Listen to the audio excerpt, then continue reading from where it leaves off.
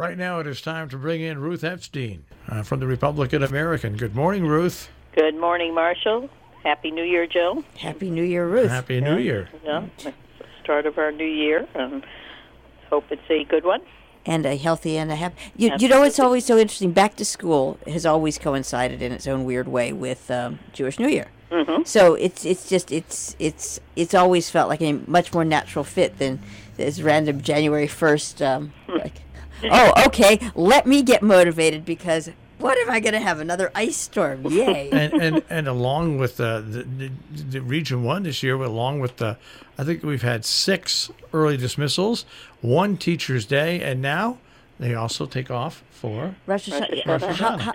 Yeah. And the whole thing with early dismissal is you get to count the school day, right? Yeah. Awesome. I was like, okay, let's have I'm boarding school for everyone. It's unbelievable. We never got out for anything. No, I know. I remember that. I'm so old. I know when Lincoln's birthday actually was. Yeah, exactly. On the day. Yeah. We used to. Well, there were bank holidays. We would get out. We would get out the day before Christmas Eve. We would Right, get out right. the day before Christmas Eve. Right. I think they have 2 weeks off this year. And then we'd go back the day after the 1st. Yep. Yep. That was back in the wagon days. So when we walked to school, When we walked to school with our sacks on our feet. No, I- right, 2 and miles both at ways, least. uphill and down. Right. Yeah. My mother drove me to the bus stop, so. Well, of course All she right. did. That's exactly right. All right. Meetings today. You got the Salisbury Board of Selectmen. A meeting at 5 o'clock. The Sharon Inland Wetlands Watercourse Commission meets tonight, and also Canaan Board of Selectmen must be meeting. and yeah, their meeting is going to be from 7 to 7:30, and then the Planning and Zoning Commission is going to have a meeting right after that. Ah, okay. 7:30 to 8. So it's a busy night, but there's no Region 1. No, Region 1 has canceled until next Monday, so because schools are closed. Yeah. And tomorrow we have the 9/11 commemoration up at St. Joseph's Church in Canaan.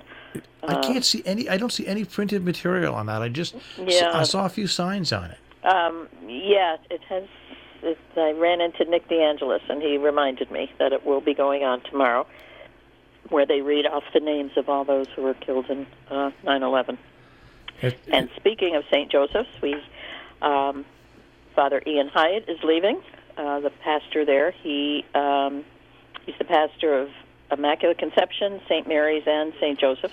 And he's decided he wants to go back to the monastery. He's going to the Church of the Desert in New Mexico and study to be a monk. He was a real young one. Yeah.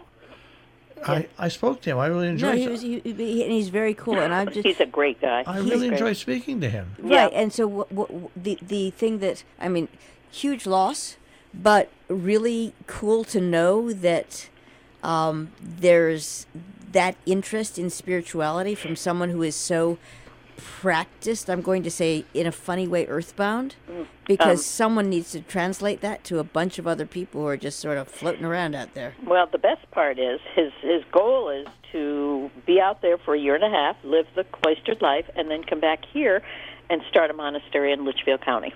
Oh, that's totally Yeah. cool. And again,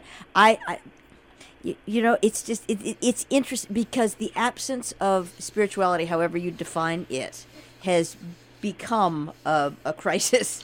Yeah. Well, that makes 4 churches now that are going to get somebody new because, of course, St. John's in Salisbury. Yes, right. We have David that. Sellery. The Reverend David Dawson from Collinsville will be coming to take over those 3 churches. So, and that just changed that with the reorganization last year, with the 3 churches up there, and then the 3 churches, Cornwall, Sharon, and Kent here under one priest. So times are changing, and he is hoping to generate more interest in Litchfield County. So it'll be very interesting. And he is.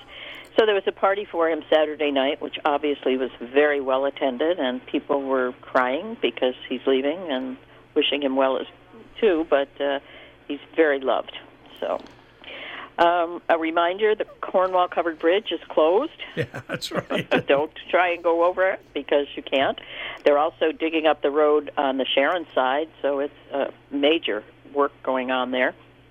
And Cornwall is seeing a lot of bridges being done, because just up the road there's the Smith Place Bridge is going to be redone, as well as the Gravel Bank Bridge, and those projects are due to start in a few weeks. I've heard people say, "Oh, it'll never get done in a month." I can tell you, Cornwall and bridges, whether the state's involved or not, they get them done quickly. They were working this weekend. I went by and they were out there Saturday. They have incentive because they're penalized if they don't get done by October 4th, 2nd, somewhere in there. And anyone who remembers the Lower River Road just should know that they in fact can do it. I've been saying to everybody who's doing ho ho ho. I said, no, watch and see. They got that bridge done in the middle of winter. Yeah, they and did. It's not even Mercury retrograde, so that's even better shot. That was incredible the way they worked that one. Yeah, the Keenan United Methodist Church will be celebrating its 150th anniversary on September 23rd.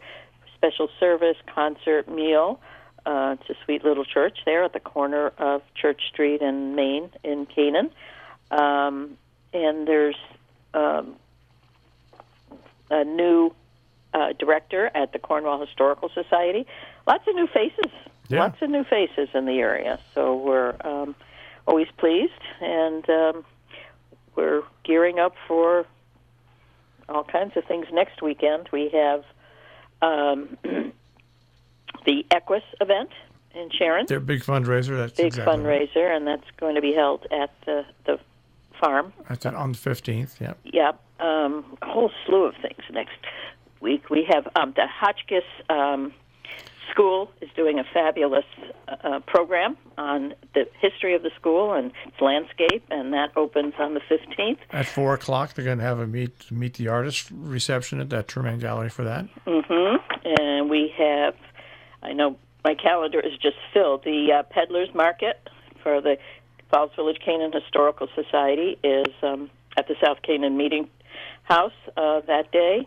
And the Salisbury Association is holding its World War I exhibit with Lou Bucherri going to speak, and that's at 4 p.m. at the Salisbury Association building. So loads of things going on. Just that's going to be one of those days where we're running around all over the place. Sharon had its art walk, second one, on Saturday night, and people were really out. It was packed. Yeah, it really was. Besides the library and the Historical Society, there are lots of little galleries cropping up in Sharon as well. Right. And people were walking along the streets. It was really great.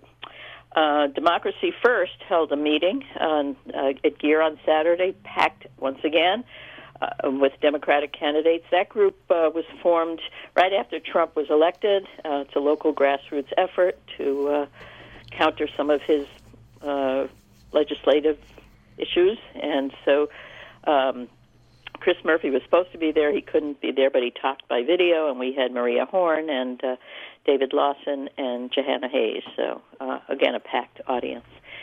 So, busy times last week and busy times coming up this week. I think pretty much every weekend right now. Oh, yeah. Right now through Columbus Day is going to be very busy. Everybody is takes advantage of the nicer weather, cooler weather, before the snow flies. And we have that big truck pull in on the following Saturday in Falls Village.